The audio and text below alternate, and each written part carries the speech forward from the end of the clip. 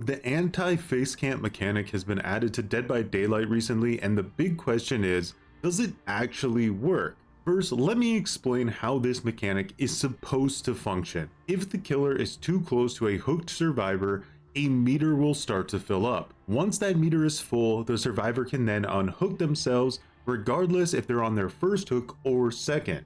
Now there's a few extra layers to it. If other survivors are close to the hooked survivor, the meter will drastically slow down, and elevation also affects the meter as well. So if a killer is standing a floor above a hooked survivor, the system won't unfairly punish them for that. All in all, it's a pretty straightforward system. Yet something doesn't seem quite right with it, because I personally have not seen anyone unhook themselves since it was implemented into the game, and I've been playing pretty much non-stop. So I took to Twitter to see if anyone else was having a similar experience to me, and it turns out whether NA or EU, others are noticing this as well. However, as some have fairly pointed out, this might actually be a good thing because it means killers aren't face camping anymore, right? And that's why nobody is unhooking themselves. The anti-face camping mechanic is essentially acting as a deterrent against face camping, resulting in killers not doing it anymore. That's the argument. Yet again, this can only be true if the system is actually working. Otherwise, it means players are just getting face camped to death and still dying without ever being able to unhook themselves. So why are people, myself included, so conflated on whether or not such a simple system is working or not? The answer should be obvious. Well, the more you dig into the system, the more you start to see its flaws. But before we can even get into that, we first have to clarify what face camping actually means. What separates face camping from normal camping and proxy camping? Where are those lines? Some might see face camping as only when the killer is so close to the survivor that they are literally Frenching each other.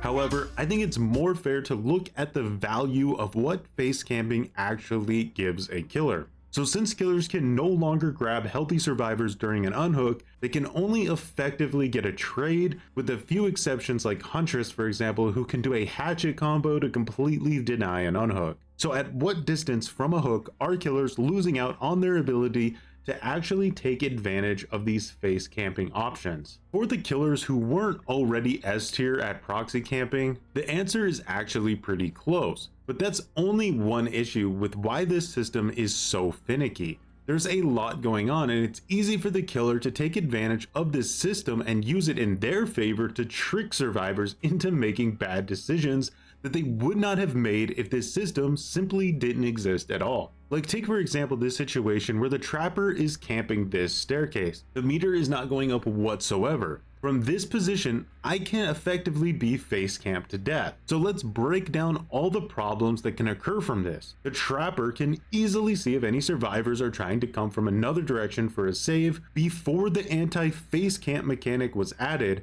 my teammates would 100% know that they either need to stay on gens while I get face camped or go for a trade, right? Those would be their options. However, since this system is implemented, they're going to assume the system will let me unhook myself, even though it never actually will. This is made even worse if they're running a perk like Kindred, because again, they're actively being fed false information. Perks in general can cause escalating problems. For instance, look at a perk like Ultimate Weapon, which is pretty popular in the killer meta right now. It not only reveals the location of any survivor trying to close in for an unhook, making proxy camping way easier and more efficient, but it also blinds survivors, removing their ability to use perks like Kindred for better information, but also removing where the hooked survivor's location is entirely. Ultimate Weapon honestly makes intercepting the designated unhooker and stopping them from getting the save so easy. It's unparalleled information and a super unhealthy perk in general.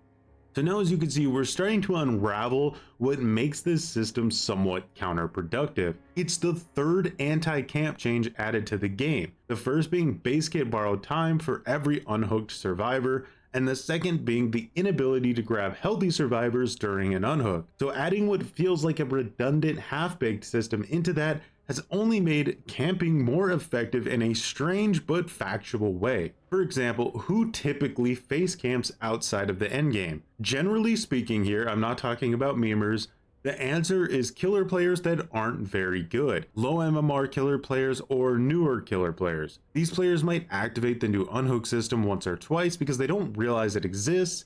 Gotta make sure you have your Skyune bell notifications on, guys. But then once they catch on to this new system, they're going to start proxy camping, which has always been 10 times stronger than actually face camping.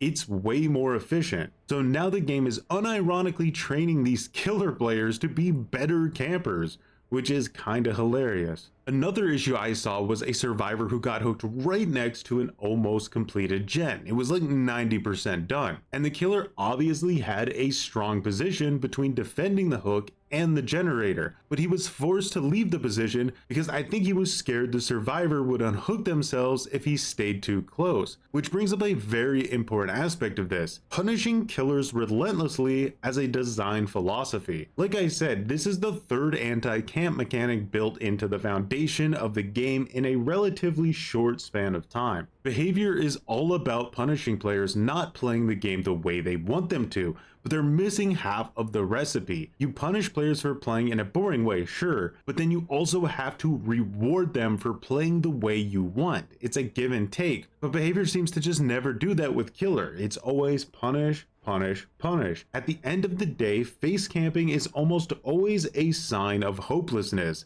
It's the killer going, I'm not going to win this game by pressuring generators or by chasing survivors. The only chance I have now to win this game is to pull a Hail Mary and face camp this mage. All in all, it just leads to a bunch of frustration on both sides. So this is very important. Reward killers for not camping instead of only punishing them for it. I know as I'm saying this though, that behavior will most likely just do something insane, like give survivors iframes during an unhook animation. Don't worry though, it won't work in the endgame collapse. Now, if I haven't made it clear, I don't think this anti-face camp mechanic is very helpful. Removing the ability for killers to grab full health survivors during an unhook did way more to stop face camping than this new anti-face camp mechanic did. I actually think people are contributing a lot of the lack of camping unfairly to the new anti-face camp system, when it's actually the no grabbing mechanic that's reduced to the camping. If killers could still grab healthy survivors who are going for unhooks while this anti-face camp mechanic was in the game,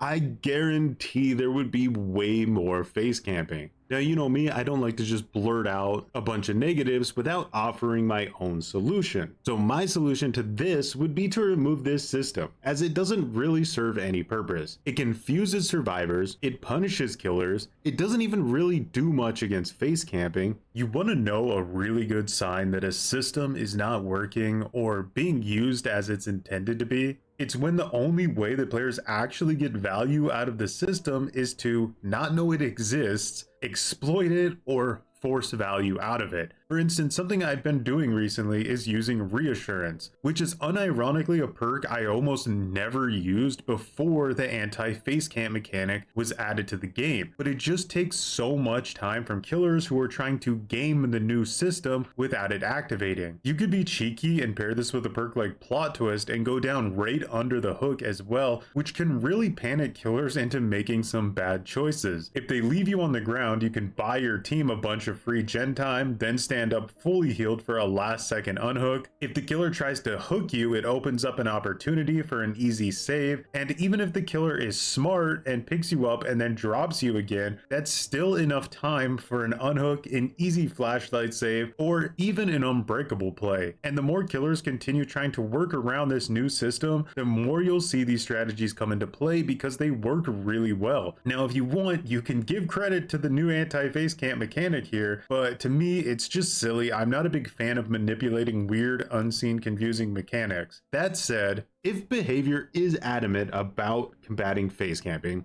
I think a much better system would have just been to make it where hooked survivors die slower the closer a killer is to the hook. That would essentially have the same effect without all the confusion. Also, please again, reward killers for not camping. Okay, so there you have my thoughts on why I believe the new anti-face cam system is a failure. All it does is confuse people and punish noobs who don't have Scott Yoon bell notifications on. I'm curious though, do you all think this system is actually working? Or is it more likely that the inability to grab healthy survivors during an unhook is what's actually reducing the camping? Let me know, and as always, thanks for watching and have a good one.